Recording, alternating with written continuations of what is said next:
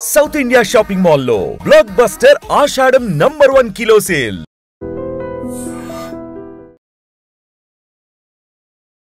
Welcome to 18 news. This is Pawan. Breaking news చూస్తున్నారు. వరంగల్లో మరో దారుణమైన సంఘటన జరిగింది. 42 ఏళ్ల వ్యక్తి 22 ఏళ్ల ఇంటర్ చదివి కంప్లీట్ చేసి ఇంట్లో ఖాళీగా ఉన్న విద్యార్థినితో అక్రమ సంబంధం పెట్టుకొని దాన్ని ప్రేమ అనుకొని ఇద్దరు కలిసి గడ్డి మందు తాగి చనిపోవడం జరిగింది. అసలు ఏం జరిగిందని వివరాల్లోకి వెళ్తే, గతంలో మనం చూసాం, నిన్ననో మొన్ననో చూసాం, భర్తకే గడ్డి మందు పెట్టి భార్య అతి కిరాతకంగా చంపింది. మళ్ళీ అది మర్చిపోకముందే ఇంకో ఘటన. ఈ ఘటన వరంగల్లోని ఎనుమాములలో జరిగింది. ఎనుమాములలో ఇతను లారీ డ్రైవర్గా పనిచేస్తుంటారు, స్వామి అనే వ్యక్తి. సో ఆ ఇంటి పక్కనే ఉంటున్న ఆ గాయత్రి అనే కుటుంబంతో మెల్లిగా పరిచయం ఏర్పడింది. ఇతనికి పెళ్ళయింది. 2 పిల్లలు, ఒకరు 7th క్లాస్ చదువుతున్నారు, మరొకరు 9th క్లాస్ చదువుతున్నారు. వాళ్ళ భార్య కూడా ఉంది. మంచిగా అన్యోన్యంగా జీవించాల్సిన ఈ వ్యక్తి అక్రమ సంబంధం పెట్టుకొని ఇంటి పక్కన అమ్మాయితో, చిన్న పిల్ల, తన తండ్రి వయసు ఉంటుంది అప్రాక్సిమేట్గా, ఏదో మాయమాటలు చెప్పాడు. డబ్బులు, లారీ పని చేస్తాడు కాబట్టి ఎక్కువగా డబ్బులు వస్తుంటాయి. మెల్లిగా డబ్బులు ఇవ్వడము, చిన్నగా ఈ విధంగా ఆ గాయత్రి అనే అమ్మాయిని లోపరుచుకోవడం స్టార్ట్ చేశాడు. ఆ పరిచయం కాస్త ప్రేమగా మారి అతను ఇంకా తన భార్యతో ఎలా బిహేవ్ చేస్తాడో అదే విధంగా గాయత్రిని కూడా కేర్ తీసుకోవడము, ఈ విధంగా చేయడంతో పాపం గాయత్రి ఇదంతా నిజమే అనుకొని, తను ప్రేమిస్తున్నాడు అనుకొని ఆ మాయలో పడిపోయింది. తర్వాత ఈ ఇంట్లో ఈ విషయం పెద్దలకు కూడా తెలిసింది. పెద్దలకి తెలిసి గతంలోనే మందలించడం జరిగింది. సిగ్గుందా నీకు?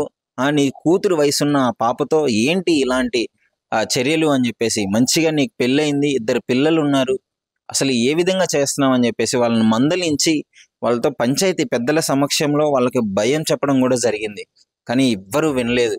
ఆ మాయలోంచి తను బయటికి రాలేకపోయింది, ఇతడు కూడా తనను వదిలిపెట్టి ఉండలేకపోయాడు. అసలు ఏం జరుగుతుందో అర్థం కావట్లేదు. తన భార్య పాపం ఎంత బాధపడుతూ ఉందో, ఎన్నోసార్లు చెప్పి హెచ్చరించిందంట భార్య కూడా, ఈ విధంగా చేయకూడదు అని చెప్పేసి. సో అయినా అతను వినలేదు. ఒక టైంలో ఆ ఇంటి నుంచి వెళ్ళిపోయి వేరే దగ్గర మకాం పెట్టే ఆ సిచ్యువేషన్ కూడా వచ్చింది. వెళ్ళిపోయాడు. ఇంటి నుంచి వెళ్ళిపోయి వాళ్ళ జీవితం వాళ్ళు బతుకుతున్న టైంలో మళ్ళీ వీళ్ళకి ఫోన్ల ద్వారా కాంటాక్ట్లు ఉన్నాయి. ఫోన్లో మాట్లాడుకోవడము, ఈ విధంగా చేయడం స్టార్ట్ చేశారు. ఇంకా చేసేదేమి లేక ఇద్దరు కలిసి ఒక ప్లాన్ చేసుకున్నారు. నేను నా భార్యకి చెప్తాను, మన ఇద్దరం పెళ్లి చేసుకుందాం అని చెప్పేసి ఇద్దరు మాట్లాడుకున్నాడు. ఈ స్వామి అనే వ్యక్తి వాళ్ళ భార్యకి చెప్పడం జరిగింది, నేను గాయత్రిని పెళ్లి చేసుకుంటాను, నీతో విడిపోతాను అని చెప్పేసి. పాపం మా తల్లి చేసేది ఏం లేక, నువ్వు ఇలా చేస్తే నేను సూసైడ్ చేసుకొని చచ్చిపోతాను, 2 పిల్లలు ఉన్నారు, మేమందరం కట్టగట్టుకొని ఒక నదిలో దూకిపోతామని చెప్పేసి ఆ స్వామిని హెచ్చరించడం జరిగింది. సో ఈ నెల 2వ తారీఖు ఆమెకు ఒక చిన్న ఇష్యూ ఉండి హాస్పిటల్కి తీసుకెళ్ళడం జరిగింది.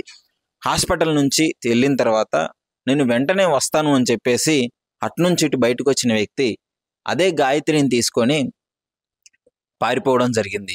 వాళ్ళు పారిపోయి గుంటూరు, విజయవాడ ఇలాంటి పరిసరాల ప్రాంతాల్లో తిరిగి ఆ చివరికి షరీఫ్పేటలో ఉండడం జరిగింది. సో అక్కడే సూసైడ్ చేసుకొని 2 గడ్డి మందు కొనుక్కొని చనిపోవడం జరిగింది. ఎందుకు అంటే, ఇప్పుడు వీళ్ళు పారిపోయిన తర్వాత మిస్సింగ్ కంప్లైంట్ ఇచ్చింది వాళ్ళ భార్య ఇచ్చింది, అలాగే ఇంటి పక్కన ఉన్న వ్యక్తి గాయత్రి వాళ్ళ ఫాదర్ కూడా ఇచ్చారు. సో వీళ్ళ కోసం వెతుకుతున్నారా అన్న విషయం వీళ్ళకి అర్థమైంది. సో వీళ్ళకి దొరికితే మనం చచ్చిపోతామని కూడా అర్థమైంది. ఇంకా దారుణమైన సంఘటన ఏంటి అంటే, ఇంట్లోంచి వెళ్ళిపోయే ముందు 10 తులాల బంగారం తీసుకొని వెళ్ళింది గాయత్రి, అలాగే డబ్బులు కూడా. ఎంత సన్నాసిలాగా బిహేవ్ చేస్తున్నాడంటే, మరి అదేదో చూసుకునేవాడు ఏ డబ్బులు లేకుండా తీసుకెళ్ళి చూసుకోవచ్చు కదా. ఇంట్లోంచి డబ్బులు తెమ్మని చెప్పి ఇదంతా చెప్పి జల్సాలు చేసి ఎంజాయ్లు చేసి లాస్ట్కి ఇంకా వీళ్ళు వెతుకుతున్నారు, మనం దొరికిపోతాం అనే మూమెంట్లో వెళ్ళి చనిపోవడం జరిగింది. ఆ గడ్డి మందు తాగిన తర్వాత అతను అక్కడే చనిపోయాడు. ఆమె మాత్రం ఎంజిఎం ఆసుపత్రిలో చికిత్స పొందుతూ చనిపోయింది.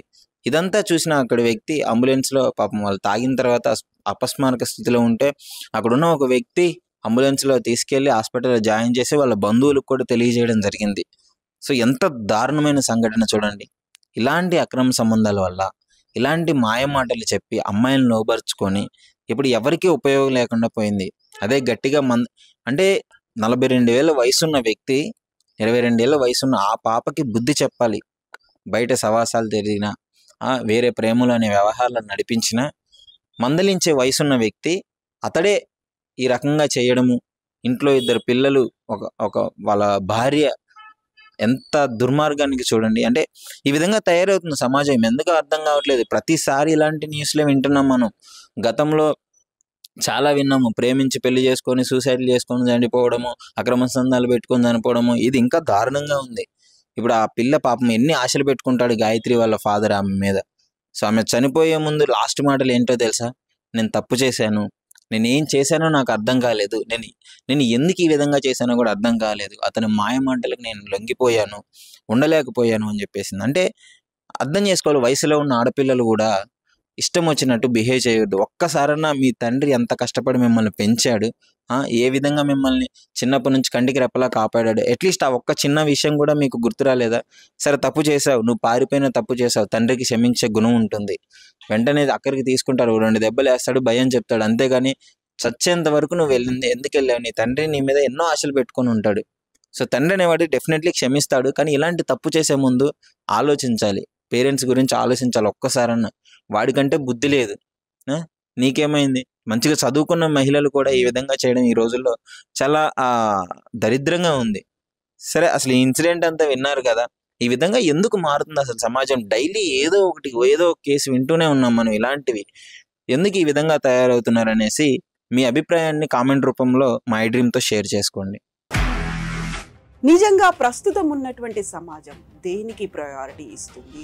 ఆర్థిక సంబంధాల చుట్టూ మాత్రమే తిరుగుతోంది. మళ్ళీ ఎన్నికలంగానే చాలా విరక్తి కలుగుతాం.